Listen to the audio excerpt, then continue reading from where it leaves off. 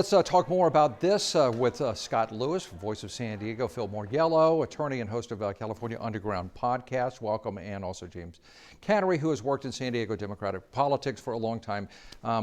Gentlemen, let's continue with this. First of all, Scott, is this a district that is just always going to get national attention because it can go either way? Yeah, I mean, remember, this is the district Darrell Issa used to represent. And then as it started to get more conservative or more liberal, he said, well, I think I'm done with Congress. And then he moved to a different district that was more safe for Republicans. And so it really went blue, but it wasn't a solid one. It's one of those miserable congressional seats where you got to raise money all the time, work to just save yourself. But it does look like the physics are there for Mike Levin to kind of keep his seat. But Gunderson's probably the best, most organized, well-spoken candidate they've had. He raised a lot of money. The Democrats were forced to put some money in at the end. And it looks like it's going to be another one we'll have to watch for a few days. Phil, do you think success in this particular district will always require a bit of a moderate, regardless of the party?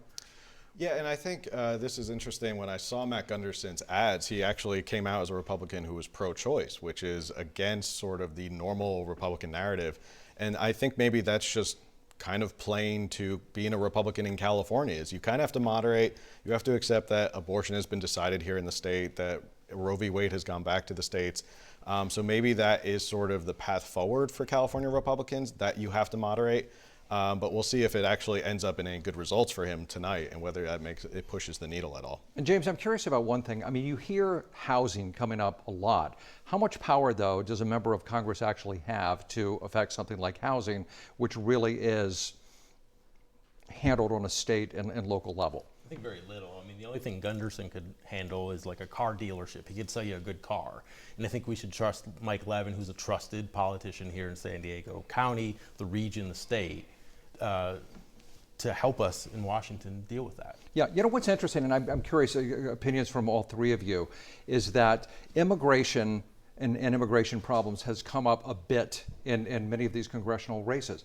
Nothing, though, compared to what you hear nationally, especially from Donald Trump. And you hear immigration problems, border problems coming up over and over and over again. Here we are on the border. You hardly hear it mentioned very much. Why? Well, we have the busiest border crossing in the world. We have a really interesting relationship with it, right? Our entire economy is tied into cross-border commerce, travel. You know, people are used to it. It's not, we've seen the most secure border in this region compared to other parts of the country, and the one that they always point to as the model. Now, there's obviously huge spaces after you get farther east in the infrastructure that's set up there, but we have a more intimate relationship with the border, and you can't just say simple things about it here. Okay, and Phil?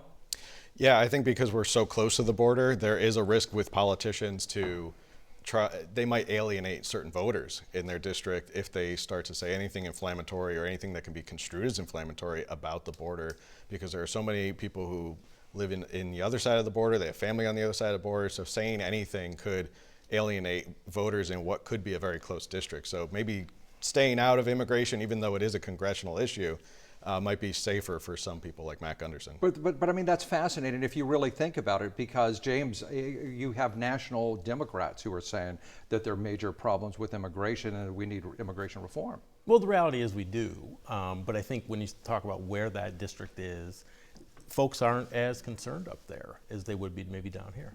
Okay, all right, very well. Thanks so much.